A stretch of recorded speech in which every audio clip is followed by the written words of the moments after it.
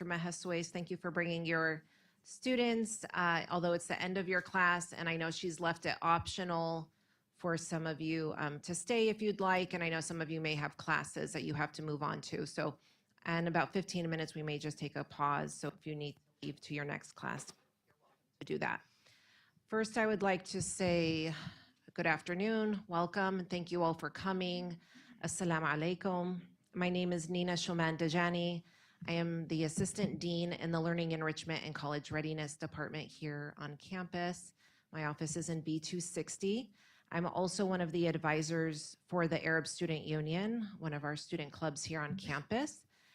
Some of our board members are here today represented on our panel, and you'll have a chance to meet them and learn a little bit more about them, excuse me, in a couple of minutes.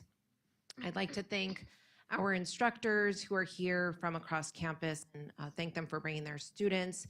We have some of our teachers from the adult education program, some of our colleagues that are represented here from academic affairs, academic services, student development, and other departments around the college. So we welcome you all and we thank you.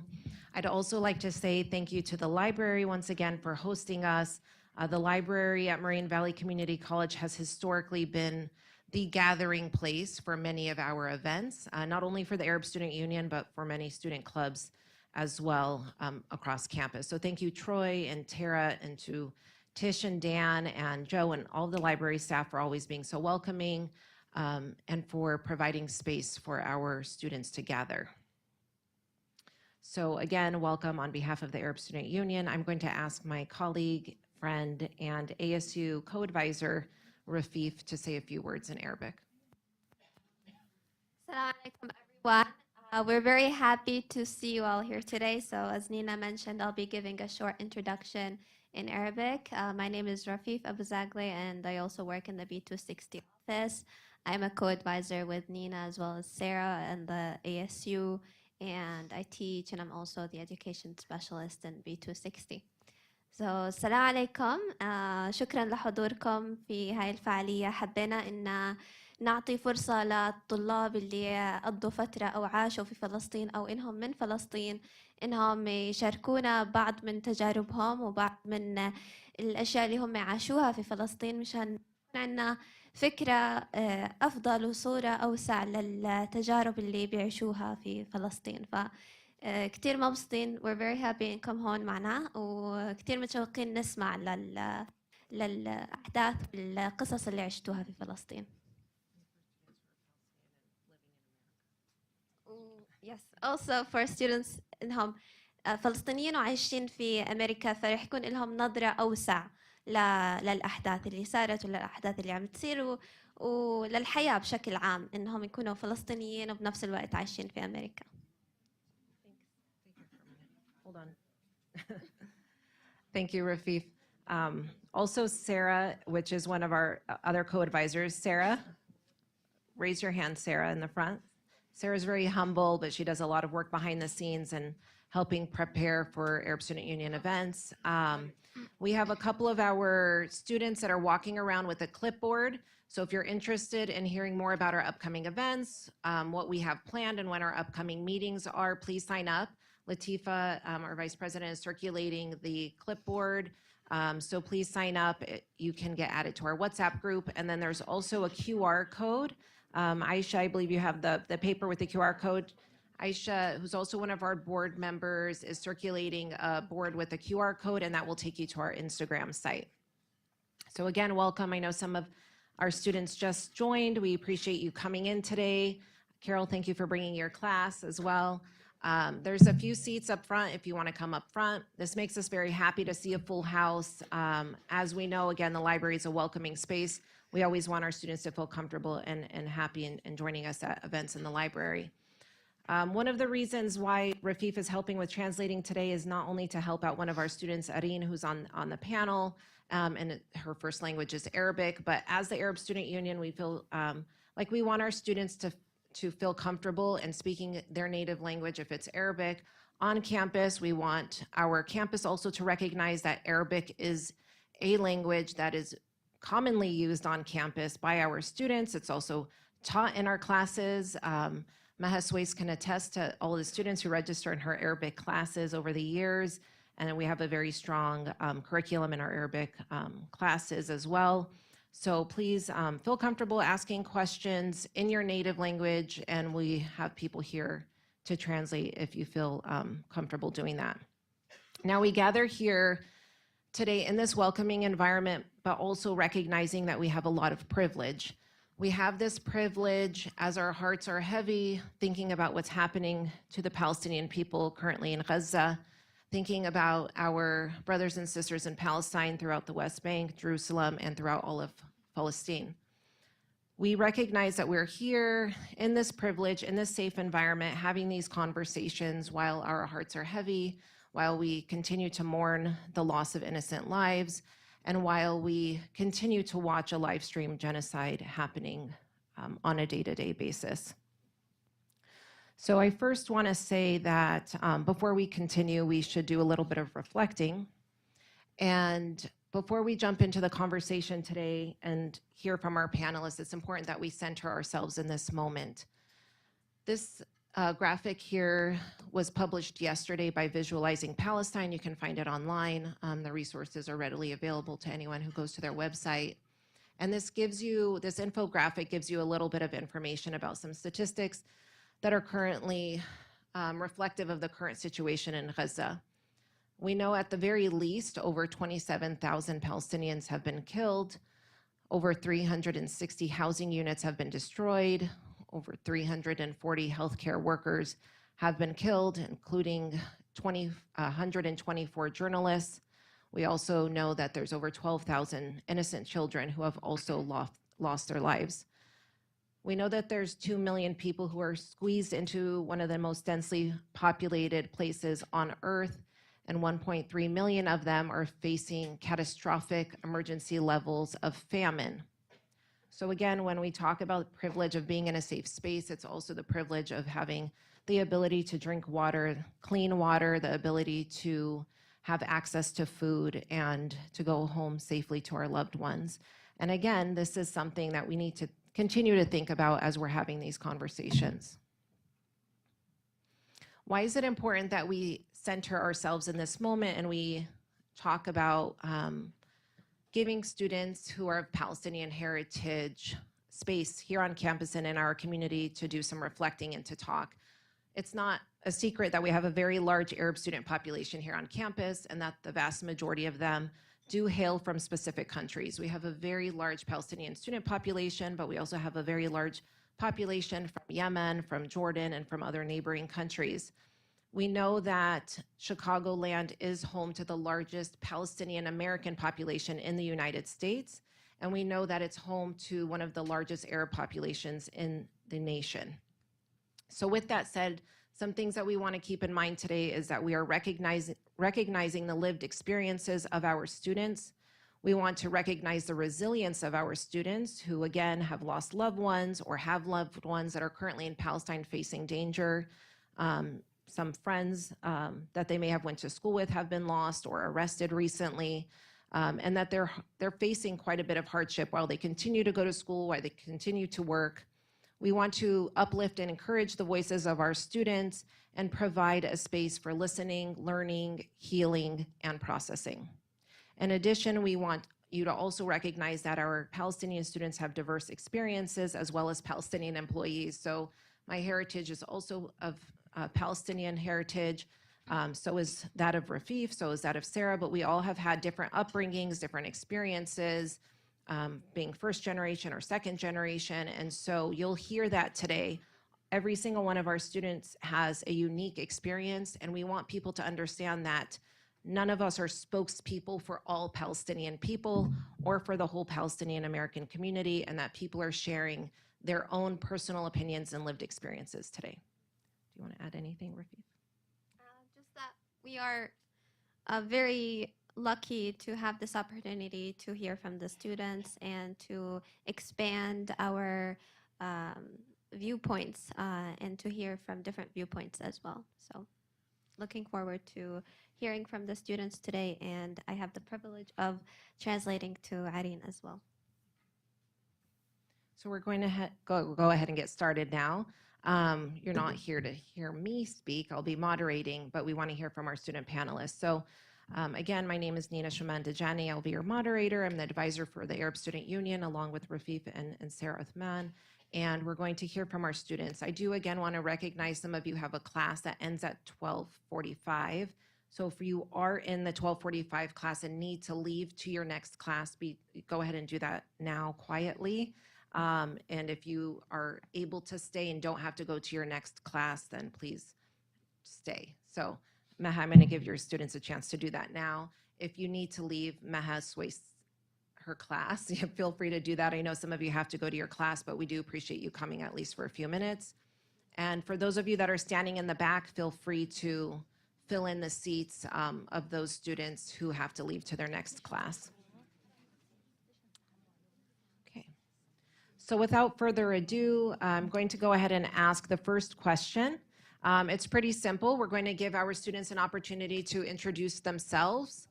We will start with our ASU president, Saif, and go down the line. Although when I ask the questions, feel free to hop around. You don't have to always speak in a specific order. So the first question is, can you tell us a little bit about yourself, where in Palestine your family is from, and if you can describe being Palestinian in one word at this moment, what would it be? Assalamu alaikum. Hi, everyone. My name is Saif Abid. I was born and raised in New Orleans, Louisiana. I left when I was 14 years old to Palestine. I went there all 4 years of high school, and I've been living here in Chicago for about 2 years now. This is my 4th semester at Moraine, and probably my last. I'm going into a pre-dental route. So, one word to describe being Palestine at the moment would be impatient. As of February 13th, ABC News posted yesterday that over 30,000 Palestinians have died. And the reason I'm impatient is because it's been 131 days today. And 30,000 people dead is a lot. And would anyone here like to guess how many students Moraine Valley has right now? This is an open question. Anyone can answer if they want. Okay. According to Moraine Valley's website, updated in spring 2023, there are around 19,000 active students. So we would need a whole nother campus to, get to that number. And you think for how long it's been, 131 days is a lot of days. And 30,000 people is a lot of people. So you think by now we'd have a ceasefire, but here we are today talking to you guys about it again. Thank you, Saif.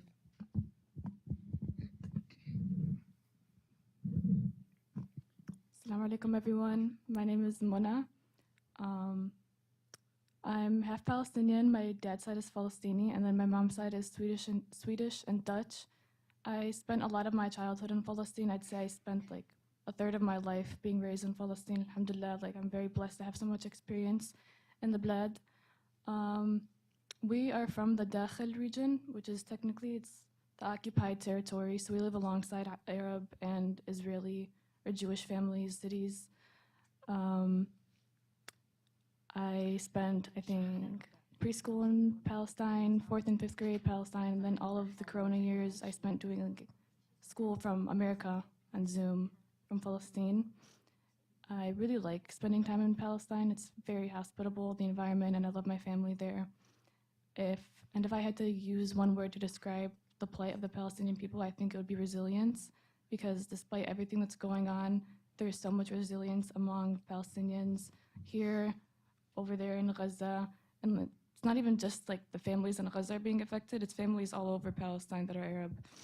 So I think resilience would be the best word to use to describe Palestinians at the moment. Thank you, Mona. Assalamu alaikum. My name is Maha. I come from a small village named Burqa Ramallah. I'm not sure if you guys have heard of it, but my dad was born and raised there, and he immigrated here about 27 years ago. He obviously worked very hard to get to where he is, just like every other immigrant parent. One word I would use to describe Palestinians is ambitious.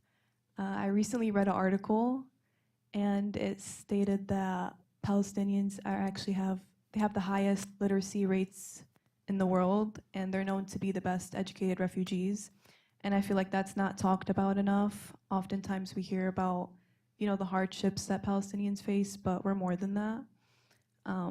So yeah, if I had one word to describe Palestinians, it would be ambitious. Thank you. Hi, assalamu alaikum. My name is Layt Awadallah. I'm from a village called Daram. It's right outside of Ramallah. One word I would describe to be Palestinian at the moment, I agree with Mona, is resilient. You have to be resilient in different aspects of your life, whether it's taking in information. We have to witness this genocide, and we have to witness it for our people. We can't turn off our screens and just pretend that it's not happening. We also have to be resilient in the fact that we have to go to protests. We have to constantly speak to people who don't view you as human, who don't view you as you should be viewed. And it's frustrating. But one thing about the Palestinian people is they're resilient. They'll keep fighting. They'll never stop. And Palestine will never die. Thank you, Layth. Areen? السلام عليكم. أنا اسمي عرين من قرية صغيرة اسمها كفر مالك تابعة على رام الله. أول إشي أنا مش إلي زمان وصل أمريكا، إلي 8 أشهر. فشعوري إني أنا عايش الوضع أصلاً مش من زمان تارك بلدي، وطول عمري في المسيرات وفي الانتفاضات ودخول الجيش على قريتي، اعتقال واستشهاد شباب كتير باب بيتنا، ويجوا الجيش على بيتنا في الليل وياخذوا اخوتي وولاد عمي. فشعوري ما بقدر اوصفها في كلمه عن بلدي. بحس ان قلبي ملان مشاعر بس ما بقدر اوصفها. حتى بمجرد اني انحط في مكان اشرح لناس عن بلدي بحس انه هذا عبء كبير جدا على قلبي اني اشرحها. فشعوري لا يوصف. أول إشي أنا بتمنى تكونوا بخير وتضلوا متمتعين في الصحة وفي السلام اللي أهل بلدي محرومين منه. تضلوا بخير جميعا إن شاء الله. بداية شعبي صعب ينوصف في كلمة. صحب أقول كلمة واحدة عن أهل البلد وعن فلسطين كدولة. بس أكيد شفتوا في 7 أكتوبر لما بلشت الحرب على غزة. انتوا لحالكم لو تعرفوا رح تعرفوا البلد لمين. الناس اللي هربت على المطار وطلعت ترجع تعيش في أمان في مكانها الأصلي رجعوا على بلدهم. أما أهل بلدي أو أهل غزة اللي البيوت بتنهد على فوق راسها، ولادهم بيموتوا وأبوتهم وأخوتهم بتاخدوا من نص بيتهم بنص الليل، وهم مش راضين يتركوا البيت ولا راضين يطلعوا. بيحكوا حتى ابن ال7 سنين شو بحكي بنموت وما بنركع، بنموت وما بنطلع. هاي بلدي. يعني ما بقدر أقول بس كلمة واحدة عن بلدي. إحنا بنركع على الأرض وما بنطلع من بلدنا. أنا طلعت مش لأني تركت بلدي، أنا طلعت لأن اتجوزت وحياة جوزي في أمريكا. بس أكيد راح أرجع، راح أزور بلدي، راح أبني حياتي هون وأرجع لبلدي، أرجع أشارك أهلي. وإن شاء الله إن شاء الله راح نرجع نصلي في الأقصى كلنا مع بعض. تيجوا تزورونا وإحنا حاسين في الأمان اللي أنتوا حاسينه هون، نحسه في بلدنا إن شاء الله. Thank you, Areen. Now, Rafif will translate a synopsis of what Areen said, maybe not word for word, but as much as you can for the guests who don't understand Arabic. So I'm going to translate to the best of my ability and try to get the message across. Irene said she's from a village from Kufr Malik. It's a small village in Palestine, and she hasn't been away from that village for long. She's only been here in the United States for almost 8 months, and the only reason she left was because she got married and her husband's life is here in the States and his work is here in the States, and she would return to her country eventually, and she would definitely love to live there. She also said that she has experienced a lot of struggle living in Palestine, and she experienced, young men being martyred in front of her house doorsteps. So it's very difficult to even describe what being a Palestinian or what Palestine is in one word. She also mentioned that if you have seen what happened in October 7th, you would understand what her people or our people have lived.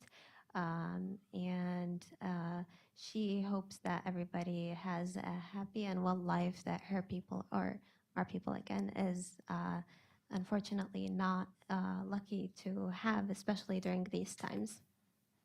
Thank you so much.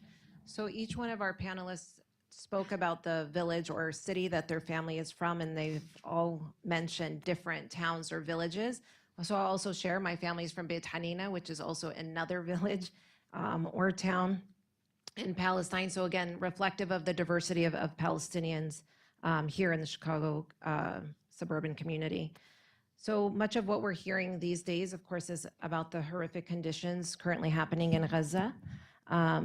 And a lot of what we've been focusing on lately is thinking about ways to raise an awareness about Palestine and getting people to understand Palestinian history and culture and beyond just what they see in the headlines. So what I asked and the questions that I had let the panelists know about in advance was, can you tell us about something beautiful that's associated with Palestine? So when you think about being Palestinian, what are some of the beautiful things that you think about? And that could be art, it could be traditions, it could be food. What comes to mind if somebody asked you, tell me about something beautiful? And I know it's very, very hard to answer that question in a short sound bite, but if you can do that concisely, that would be great. So one thing that I actually brought, it's a prop, I brought a rock. I hope everyone can see it. It's not a real rock. You don't need to be worried. I'm not going to throw it at anybody. But I brought a rock because it symbolizes resilience and defiance in the face of adversity. You know, you see a lot in articles and videos, and you see kids throwing rocks at the Israeli soldiers as a way to defend themselves. I'm sure you guys have heard the saying, don't bring a knife to a gunfight. We bring rocks.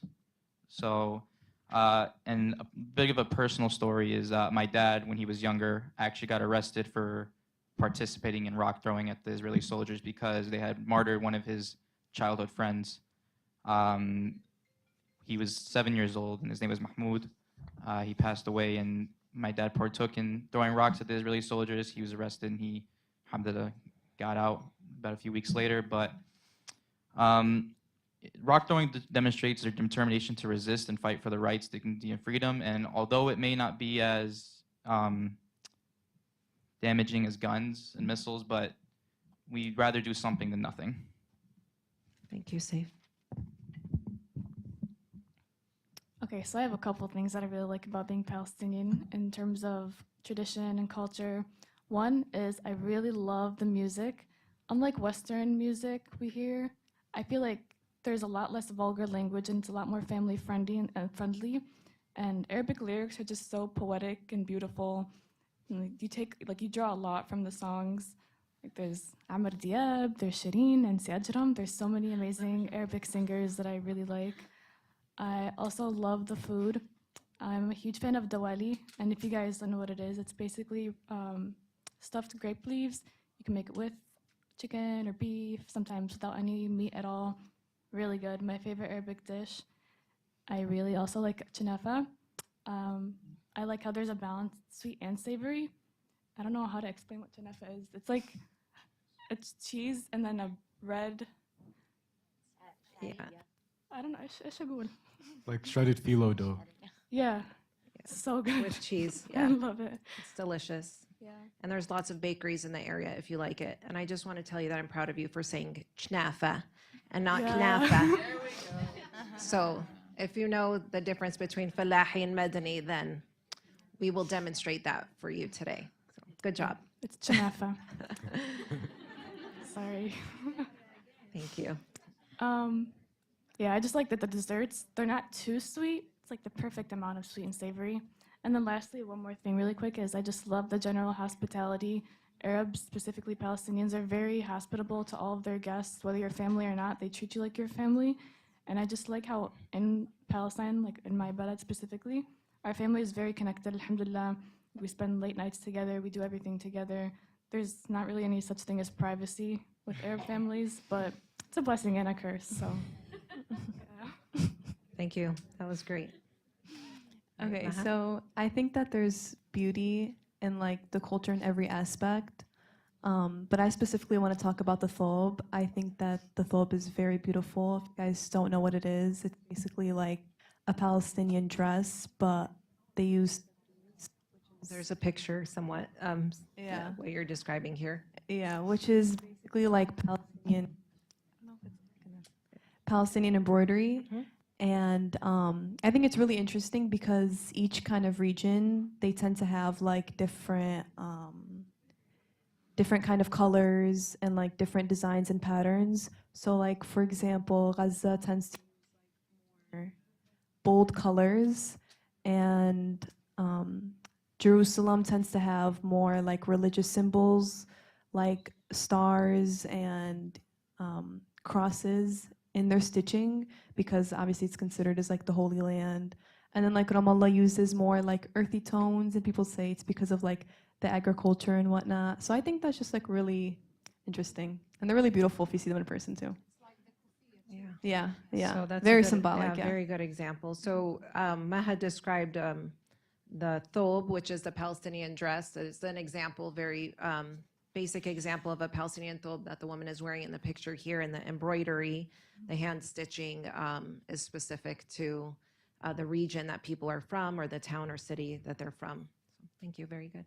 Laith? One thing that you can find in every Palestinian village, which I think is very beautiful, is the people. Anywhere you go in Palestine, you're gonna encounter very, very nice people. They'll treat you with respect. You go to Ramallah, you can start. Yeah, they'll feed you good. If you, one of my favorite, or like when I go to the Quds, sometimes during Ramadan, iftar, you see like everybody's handing out food. They want to make sure that everybody's eating. They want to make sure that everybody has water. And right now with Ramadan coming up, and the genocide is still very strong. It's something that I hope the people of Gaza get to experience is this Ramadan, is being able to eat together and drink together, because it's really beautiful to be able to feed one another. Thank you so much. Areen? فلسطين كلها حلوة باللبس وفي الأكل وفي الأماكن اللي بتزوروها، في الناس اللي بتزوروهم وبضيفوكم. يعني ما في حدا بيروح يزور بلد ثانية وأهل البلد ما بيستقبلوه ويغدوه ويحترموه ويخلوه يرتاح عندهم. هلا خليني أنا أشرح لكم مرة شو صار معي. مرة كنت في رام الله في 2015، في 3 سياح صبايا جايين على رام الله سياحة، فكانوا بدهم يتعرفوا على البلد وأنا كنت مروحة من جامعتي، فشفتهم زي كأنهم ضايعين. تركت الأشياء اللي أنا طالع عليها مشان أشتريها في رام الله وأخلص أموري، فتركت أموري ورحت أساعد البنات أشوف شو بدهم. كانوا ما بيحكوا عربي منيح وأنا كانت إنجليزياتي شوي منيحة، فرحت معاهم وريتهم المطاعم، طعميتهم فلافل وشاورما. طبعا هون بيعملوا شاورما بس مش زي رام الله. رام الله مختلفة كليا في أكلها، في المقلوبة والمسخن، الكنافة أو الجنافة. عندنا هاي اسمها حطة، الختيارية عندنا بيلبسوها على راسهم. والنساء عندنا متميزات في الثوب، احنا عندنا في المناسبات الرسمية أو في الأعراس جميع النسوان بيلبسوا ثوب. والدبكة، مين ما بيعرف الدبكة هون؟ كل المناسبات الرسمية في أهل القرى وأهل المدن عندهم رقصة الدبكة. فلسطين مميزة بدبكتها في أفراحها اللي بتستمر لأسبوع كامل، وهم يحتفلوا في الليل وفي النهار في الأعراس. طبعا إحنا مش بس في عنا قتل وفي دم وفي أسرى وفي شهداء، إحنا في وقت الأعراس بنفرح زي كأنه ما في عنا بالمرة ولا إشي، ما في احتلال. بنربصت في الليل وفي النهار، بنضل نرقص ليطلع الصبح. شكرا. Thank you, Areen. All right. You can go to Fattoush and El Bawadi to eat something from Palestine.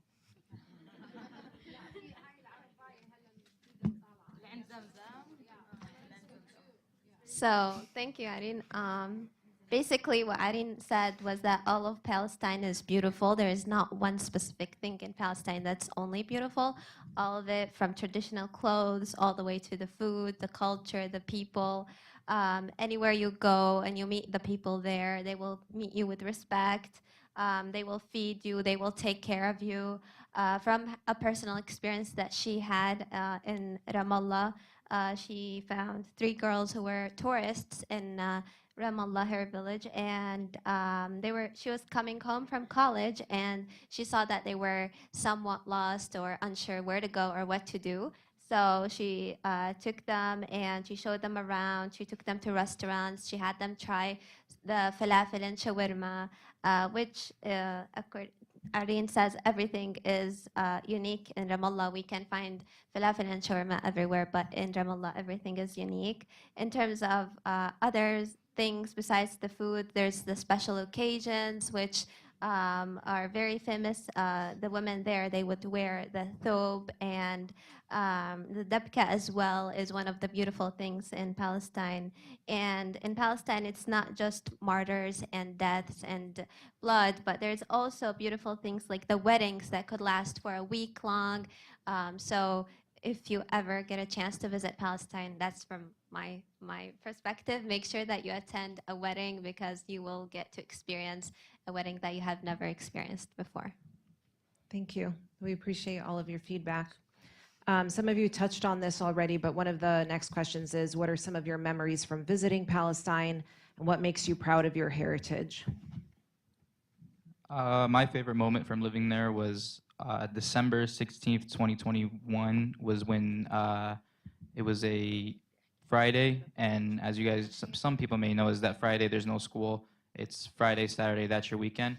And I remember going to the movie theaters to watch the new Spider-Man movie that came out. I remember leaving very early so I can get my ticket just for them to be closed. And I remember waiting out there in the front, and I remember seeing another kid there, and he seemed like he didn't really know what he was doing because he was just walking around like the front of the building. They didn't know it was closed. And his name was Zakaria, and he's one of my best friends. We had a really nice conversation together. You know, he was new, just like me, to Palestine, living there. And I remember we waited for like 3 hours for them to finally open the movie theater so we can go in.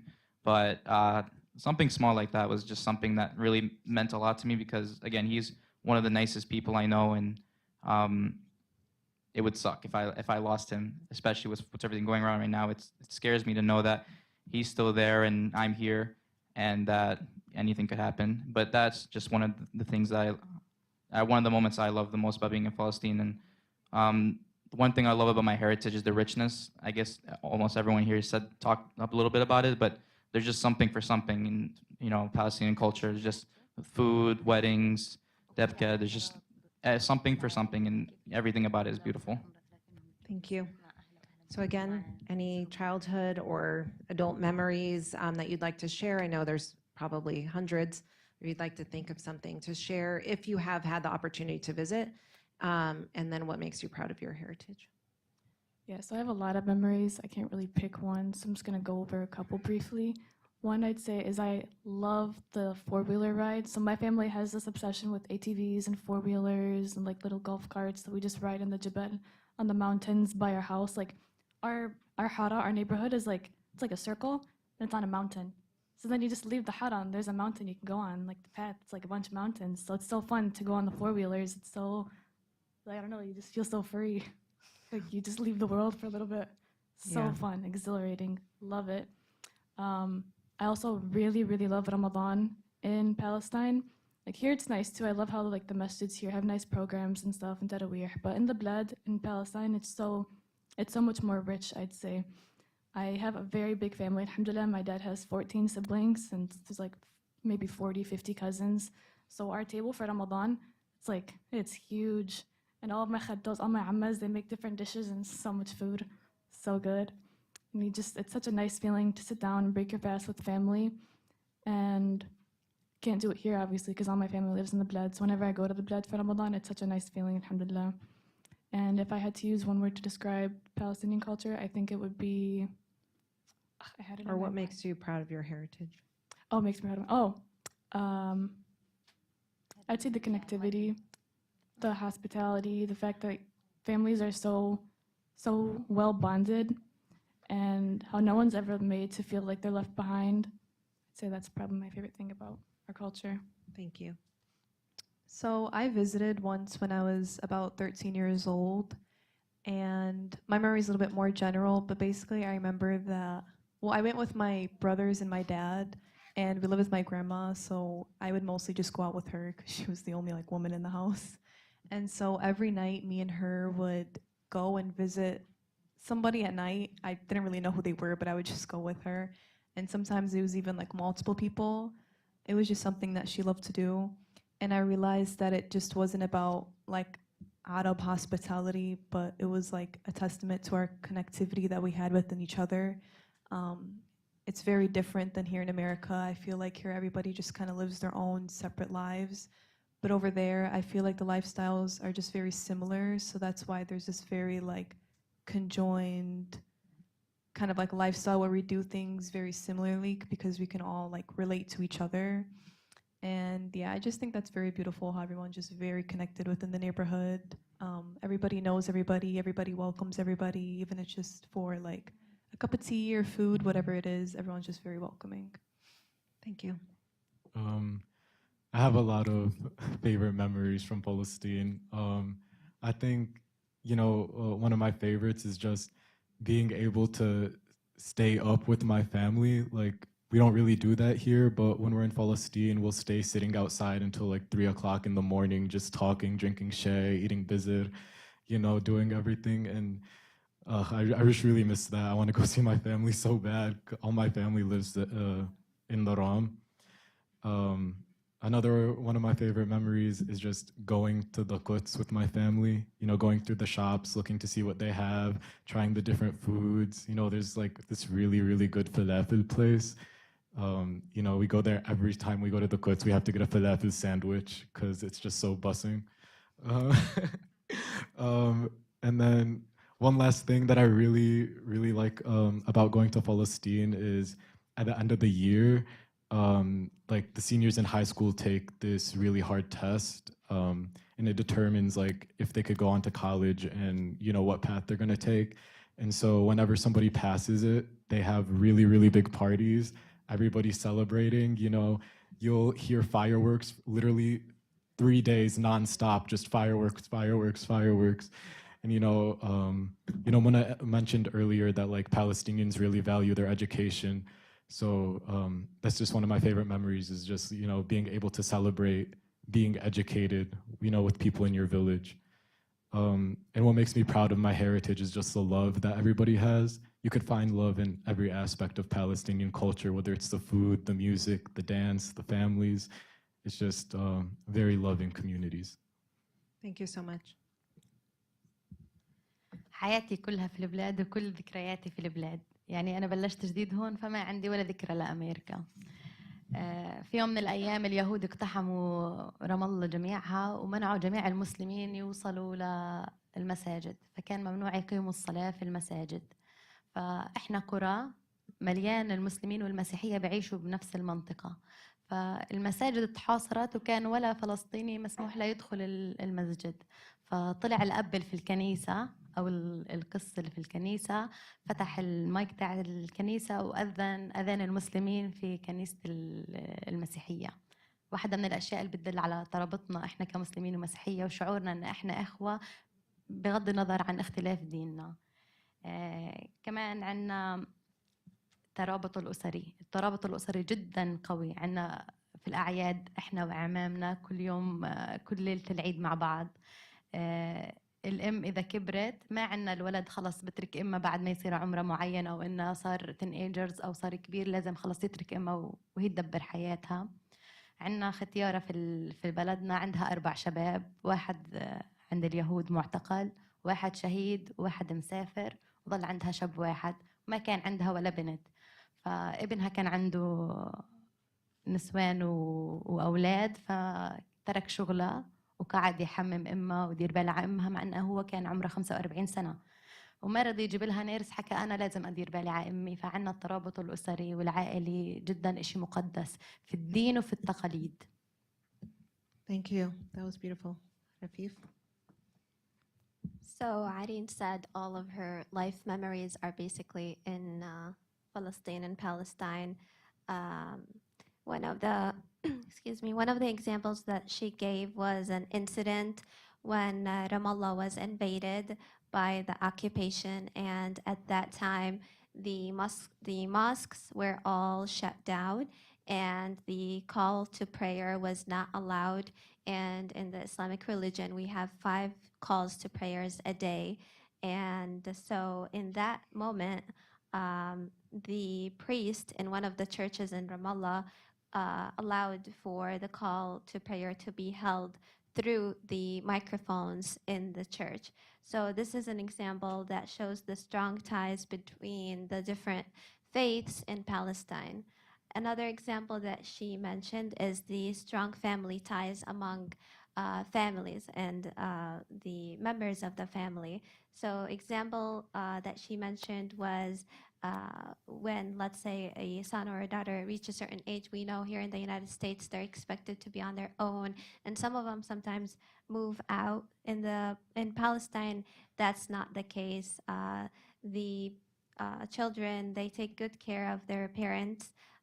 She gave an example of one of her neighbors who reached was ill, and she didn't have any daughters. So her son, he left his work, so he gave up his work to stay at home and to take care of his mother, and he wouldn't let anyone else take care of her. So strong ties between families and the different faiths is one of the memories that she highly recalls from Palestine, living there. Thank you. I think the story about the call to prayer coming from the church is probably one of the most beautiful stories I've heard, and something that's not uncommon. Just a reminder that there are both Palestinian Christians and Muslims, and they are enduring the same occupation and the same force. It's not, any different if you're a Muslim Palestinian or Christian Palestinian. And again, the example that Eddie gave was that mosques were shut down because Ramallah was invaded by the Israeli occupation forces. And since the imams or the heads of the mosques couldn't give the call to prayer, the priests from the churches did that for them through their loudspeakers. So that's just a beautiful story. Thank you for sharing. One of the other questions we had is about learning about Palestine. So a lot of people are looking for resources. We have a lot of resources that we've shared in the past at previous events. If anybody needs resources, you can always reach out to me if I'm your colleague or even as a student. So if you would like to share any resources, what do you think the best way from your perspective for people to learn about Palestine? Because we know that not everything in the news is, especially in Western media, shares what's happening on the ground, what's happening on a day-to-day basis. We really get very little of the information that's happening in our everyday nightly news without mentioning any media-specific sources. I'm sure you can assume that the status quo media gives the bare minimum when it actually comes to what's happening on the ground. So what are some sources, some sites, or resources that you share from your perspective? What can people do to learn more about Palestine? I think the best way to learn more about what's going on in Palestine is, instead of just going online or looking on the news, just ask somebody. I'm sure, especially here at Moraine, you have a classmate that's Palestinian, a teacher, a colleague, anybody. You can ask. We're all looking every single day at the news. We're all reading every article that comes out. We're keeping track of all the numbers. So I feel like the best way to learn is to ask somebody. We're all extremely passionate, and we don't know how to stop talking about it. So I feel like asking somebody, a classmate or a friend, they'll talk on forever and will give more of an emotional talk than what you'd probably read on an article or see on the news. Thank you. Yeah, like what Saif said, I 100% agree. I think that reaching out to people that you know that are Palestinian is probably the most efficient way to truly know what's going on over there. And I feel like some people might think it's not, I don't want to say offensive to ask their Palestinian friends, but they think it's like out of place sometimes to ask questions like, oh, what's going on? But like when people ask me those types of questions, I get so happy because it shows me that you're trying to at least learn about me, like my Palestinian background, the genocide that's going on. So I think that connections are one of the best ways, and like we are very blessed here to be living in this Palos, Moraine Valley area because there's so many Palestinians on campus and just in the area in general. And if you want more of like a just fact checking, I'd say that Al Jazeera is a really good source. It's not biased, it's just showing what's really going on back there. It gives actual stats, and it's really good for just general Arab news. Thank you. So I would have to say that documentaries and books are a really good option as well. I know that the library here has a lot of books about Palestine. There's also a documentary I watched on Netflix. It was called Born in Gaza. It was a really, really good documentary. I feel like they're a really good way where they show like raw and like the real reality of what they're going through. Also, Nina is like director of the Chicago Film Fest, and they show like a lot of films about Palestine and stuff like that. So if you have any questions about that, you can ask her. I'm sure I she can definitely help you out with film lists. Thank you. If you want to know what's happening right now, I highly recommend following on-the-ground journalists that are in Gaza. I know like Bisan posts daily videos on her Instagram, and she also has this group chat where she'll send messages and updates of what she's experiencing, and I feel like that could give you a really good perspective for like the everyday citizen in Gaza, what they're going through. Also, I've read two books like these past couple of months. One of them is 10 Myths About Israel, and another one is The Ethnic Cleansing of Palestine, and they're both written by a Jewish Israeli historian named Ilan Pepe. I really recommend them. The good reads. They provide, it like deconstructs the myths that Zionists perpetuate about the state of Israel, and it could really help you see like the different aspects of colonization and how it affects Palestinian life. I love that you recommended books, seeing how we're in the library. And I don't know if Sue Yak is here today, but I want to give a shout out to Sue because she put together a book display last semester with lots of Palestinian books, authors by that are Palestinian and non-Palestinian. And she helped curate a collection that was available and readily available for checkout, and a lot of the books got checked out, and then she had to replenish them, and also had provided space for us to have a display.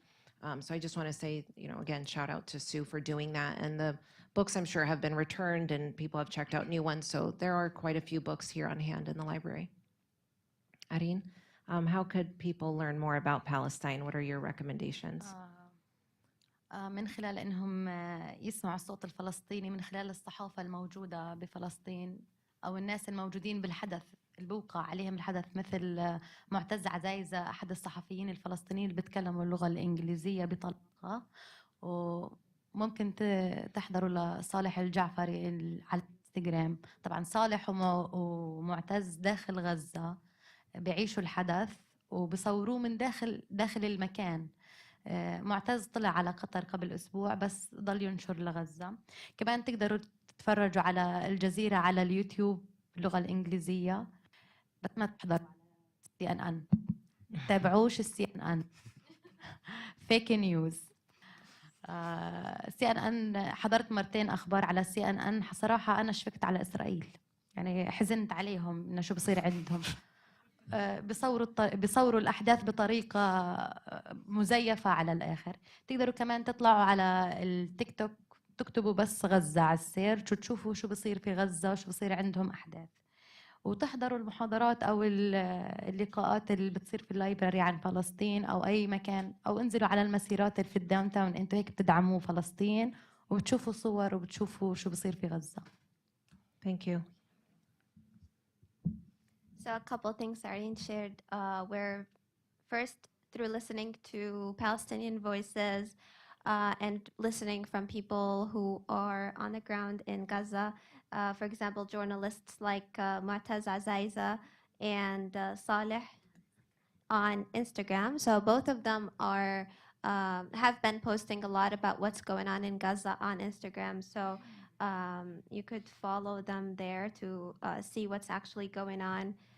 Mu'taz actually left Palestine a couple weeks ago, and he is currently in Qatar, but he is also still posting about what's going on in Gaza as well as listening and watching to channels like Al Jazeera English on YouTube and TikTok. If you just go on TikTok and search for Gaza, you'll get a lot of idea of what's going on in there as well. And lastly, attending events held in the library about Palestine and participating in protests. There's almost a protest every weekend that happens in downtown, and she's saying don't watch CNN because the news on that channel is not accurate. Thank you. So I think one of the common themes that I heard from several of you was follow people who are on the ground. Like if you want to know what's happening, on the ground, then follow the people who are on the ground. And there's lots of independent journalists who are posting on a daily basis, on an hourly basis, when they can get connection, because as you know, especially in Gaza, it's not easy to find a Wi-Fi, and sometimes the connections are delayed. Now, before we open up to the audience, I wanted to ask everyone if they want to share one thing or two things that you think people should know or remember about the Palestinian people. What would that be?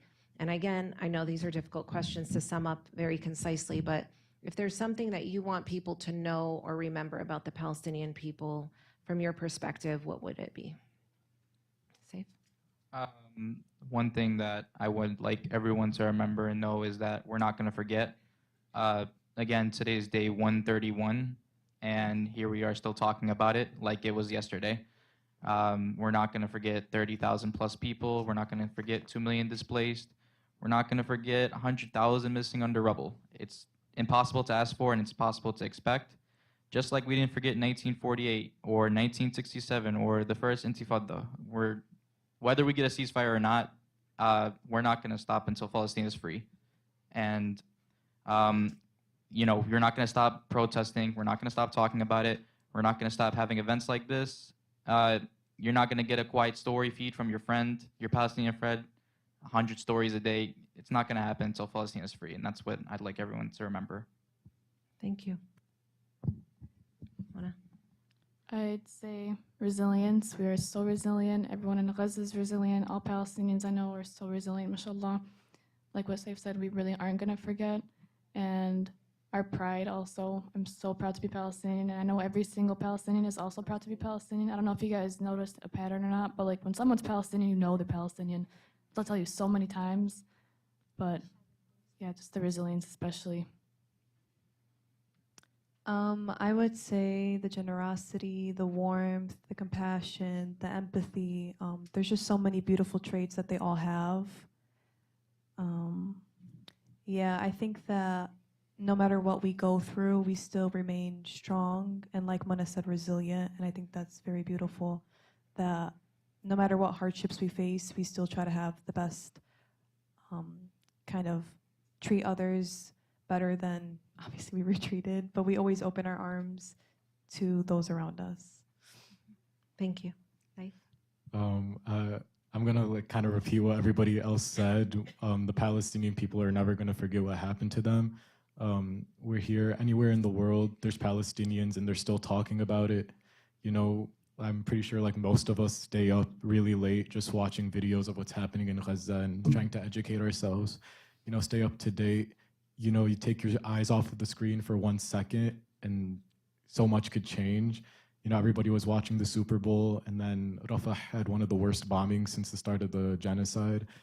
And, it's really important that people understand that Palestinians are resilient. We truly are never going to forget until we get justice. And it's not just for a ceasefire. It's until the apartheid walls are brought down. It's until Palestinians have free access to their land. It's until Palestinians could go to the Aqsa without having to get stopped by Israeli soldiers. My village is surrounded by an apartheid wall. And, it makes life very hard because you can't really travel any distance without getting stuck in like hours worth of traffic, even if you're only trying to move like a couple miles. So, yeah, we're never going to forget. And we're here. Thank you, Leigh. Marin.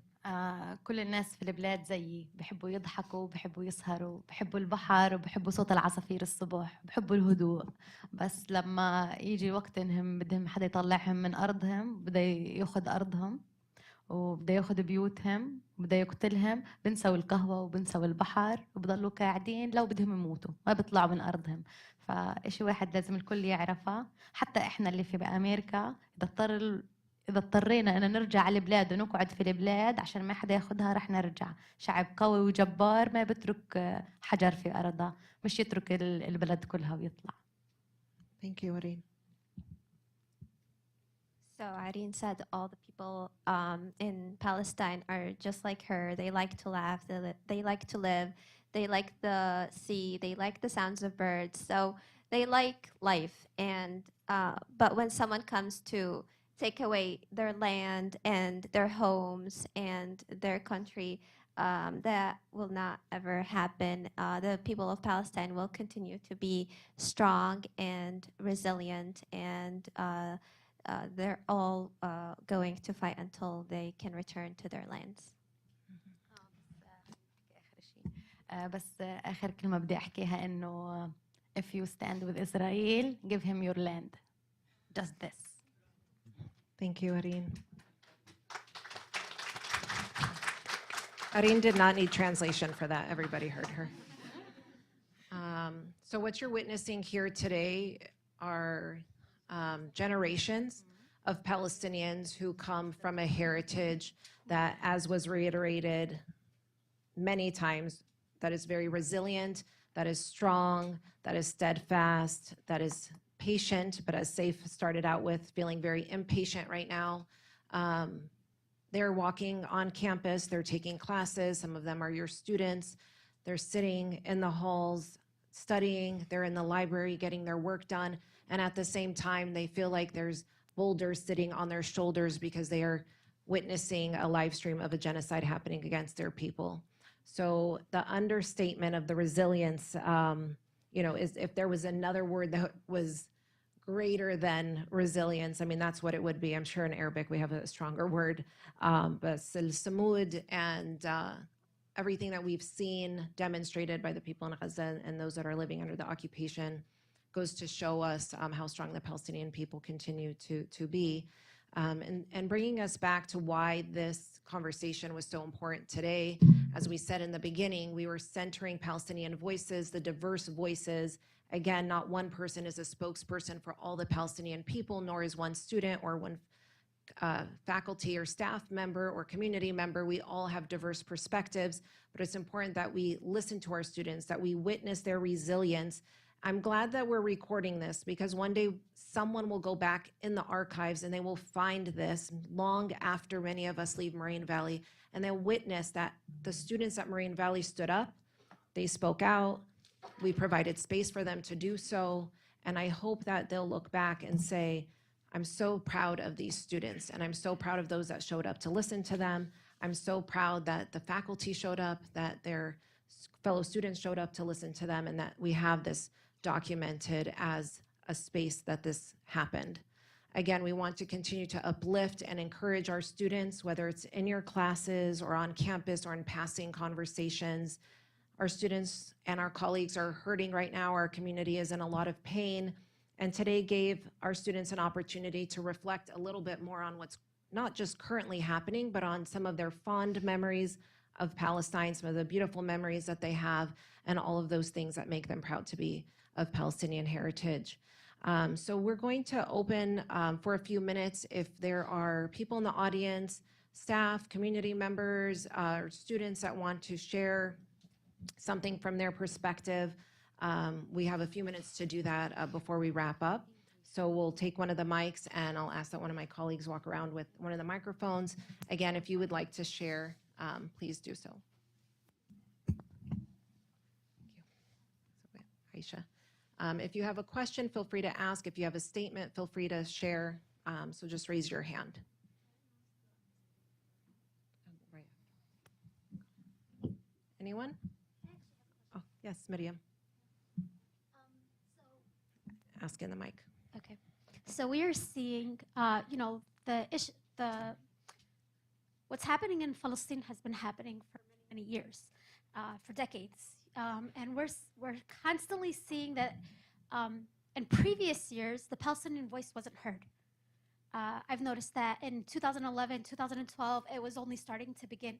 But now we're seeing protests that are not only being led by Palestinian voices, by Palestinian people, but we're seeing people from all over, from the United States, Ireland, like all over. How does that make you feel knowing that the world is waking up to what's actually happening in Palestine and the truth is slowly being heard?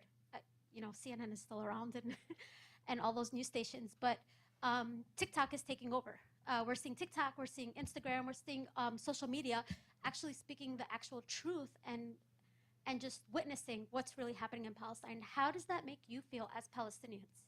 That's a great question. And if some of you were here back in November when we did a solidarity presentation, I showed pictures from demonstrations and protests all around the world, including in the US and all major cities and small cities, but also throughout Europe and throughout the Middle East and South and Central America. So yeah, that's a very good question. Would anybody like to I'll start. let them respond and then we'll come to you? Okay, I apologize. No problem. Go ahead, Lay. I think it's really refreshing finally being able to be heard. It sucks that we have to go through a genocide for people to finally understand what Palestine has been going through. Just a couple weeks ago, when Chicago was voting on the ceasefire resolution, for context, I used to go to a CPS school. So one of my friends that goes to a CPS school reached out to me and said, "Hey, we need to plan something so the city of Chicago knows that the youth are standing with Palestine." So the ceasefire vote was on Tuesday. Thursday night, we started organizing a bunch of different CPS schools, and we weren't really expecting to get a big turnout, but we had over 20 schools across the city participate, and we had 15 come down to City Hall. And I think that was really powerful because, I think the youth are just being more aware of the injustices that not just only in America, but the injustices around the world. And I don't want to say it's nice because it's not really nice that people are like, "Oh, you're suffering," but I guess it's good to be heard. Yeah, it's reassuring when you see the solidarity. And does anyone else want to comment on Miriam's question? Oh, go ahead. Well, it's more of a speech that I've written out myself, if that's okay with you guys. How long is it? It's a short one. Okay, go for it. We want to hear from you. To introduce yourself, tell us your name. So, first of all, my name is Hatem Saloom Al-Husseini. My great-grandfather, may Allah have mercy on him, he was the Grand Mufti of Beit al-Maqdis, which is the Al-Aqsa compound. I am from Bab al-Hatta, which is literally like a 5-minute walk straight into the compound. Literally just walk In straight. Jerusalem, yeah. Like just walk straight. You're there.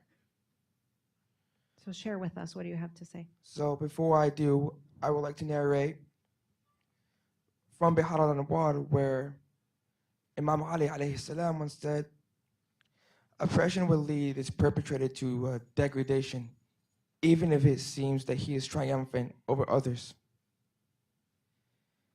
This saying underscores the eventual downfall of those who engage in oppression, as well as highlighting the moral and spiritual consequences of such actions. I would also like to address the individuals in which I'm facing. I agree with everything that you're saying. We're Palestinians. We're strong people. I'm proud to raise this up and say I'm Palestinian, and I'm not going away anytime soon. This is our land. Hada ardna. We're not leaving anytime soon. Furthermore, I would also like to address Moraine Valley's unjust action against one Mr.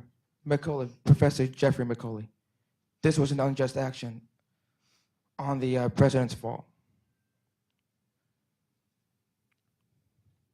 With all this said and done,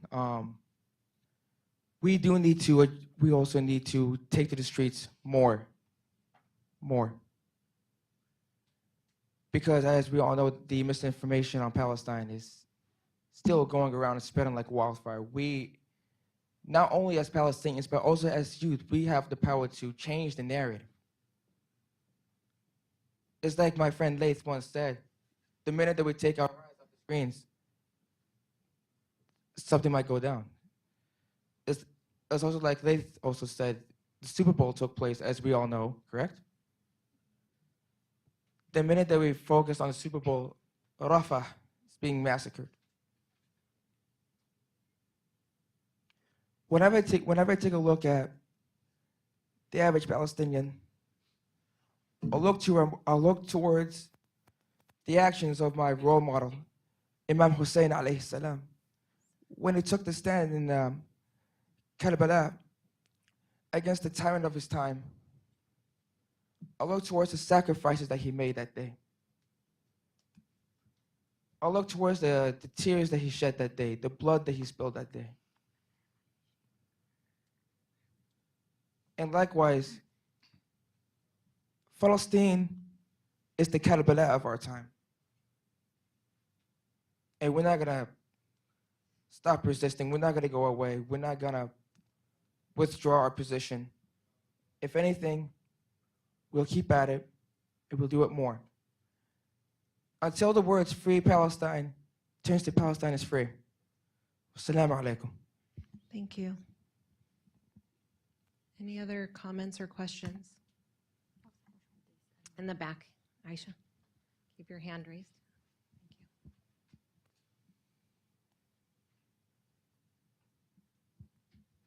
Assalamu alaikum. My name is Jenna. I don't know if you could tell, but I'm Palestinian. But alhamdulillah, you know. Speak into the microphone so we can hear you. Sorry. So I kind of feel like it's a bittersweet moment when I hear the panel talk. My teta, my sitta, in 1948, like they were the first people to get kicked out. So we don't, like when people say like, oh, do you visit Palestine often? Basically, we have no relatives left in Palestine.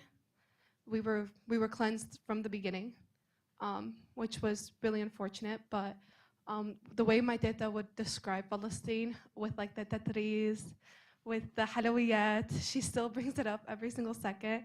And I think when it comes to role models, when it comes to having those people like in your life, like yeah, she was unfortunately forced out. But it just shows that heritage lives on. Like just because she was moved out does not mean I don't proudly say I'm Palestinian, you know? Right. What town or village is your family from? She's, okay, so it's complicated with everything that happened in Israel. We're from Colonia, but like not a lot of people know where that is. So like, you know where it is? Okay. We know where it is, There's, yeah.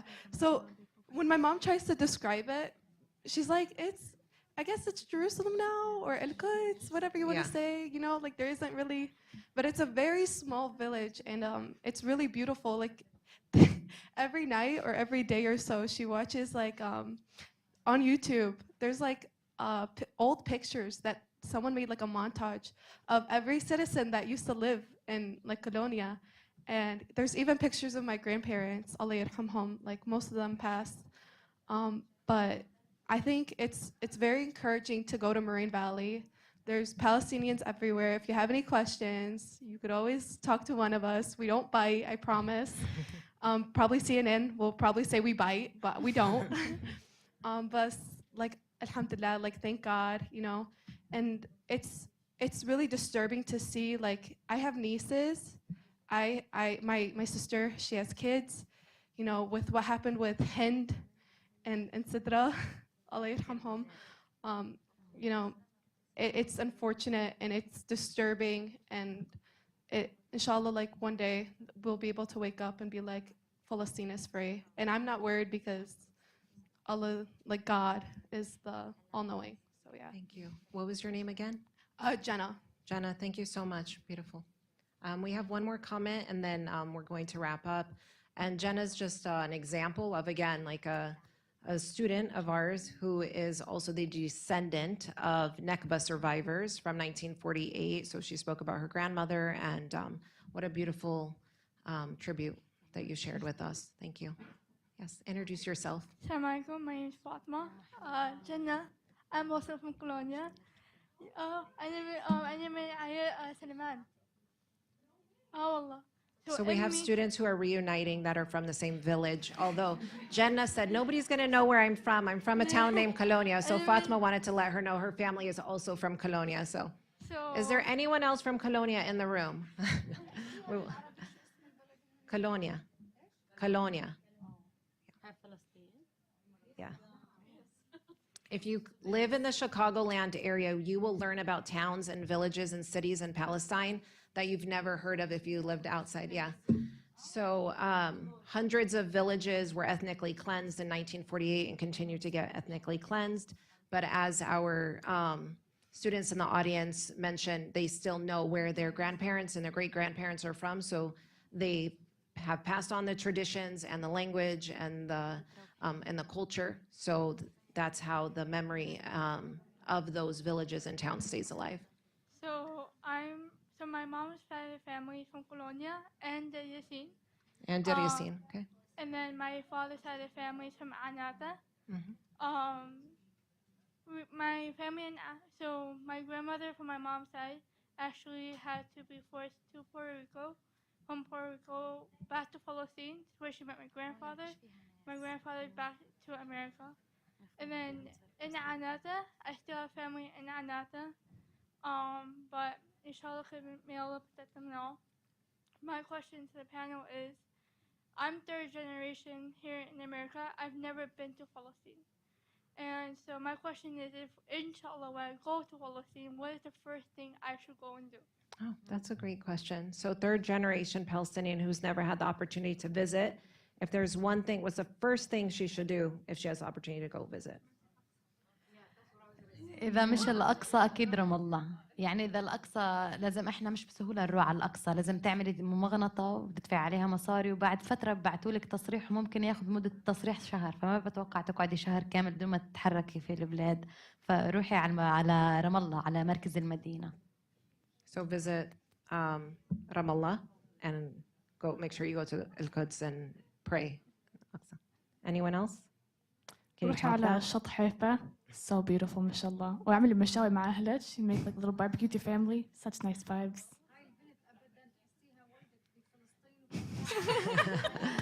Yes. So.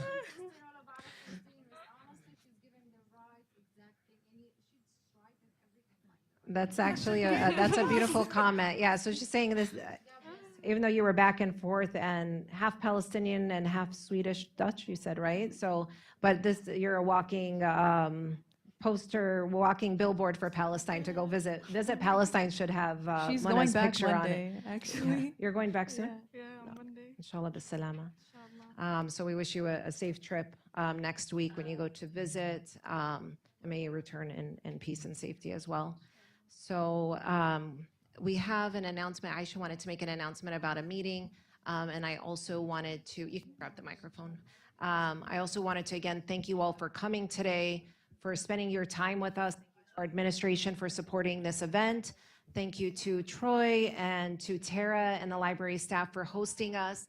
The Arab Student Union meeting next week is in B284. You're all welcome to attend. There's also an MSA meeting today. Aisha wanted to announce. Yes, we have a meeting in Building M starts at 3. Med Global doctors that were stationed in Gaza have come back. They're gonna come and give us a quick update about what happened, their experiences there. So if you have time, please come visit and come support us. M Building, Building M, which is across campus. We have doctors that just returned from Gaza with Med Global that were there with them on a mission, and they'll be here to share, today at 3 p.m. It's gonna if be you're in available. room M3. Yeah, in in Building Marine Room M. 3. And one of the doctors, Dr. Sahlul Coming, has spoken here on campus before after he returned from a mission in Syria, and he's well known in the community. He'll be there with a couple of other doctors as well. So let's give our panelists a round of applause. It's not easy to get up and speak in front of your peers and in front of the campus. And I want to thank you all for, yes. I love that. She's fangirling you. I love it. She's so cute. I know. Yeah. Absolutely. Thank you. Any other announcements? Safe? Okay. Stick around if you have any questions. We'll be around, and we hope to see you at the next meeting for the Arab Student Union. Thank you for joining us today, everyone.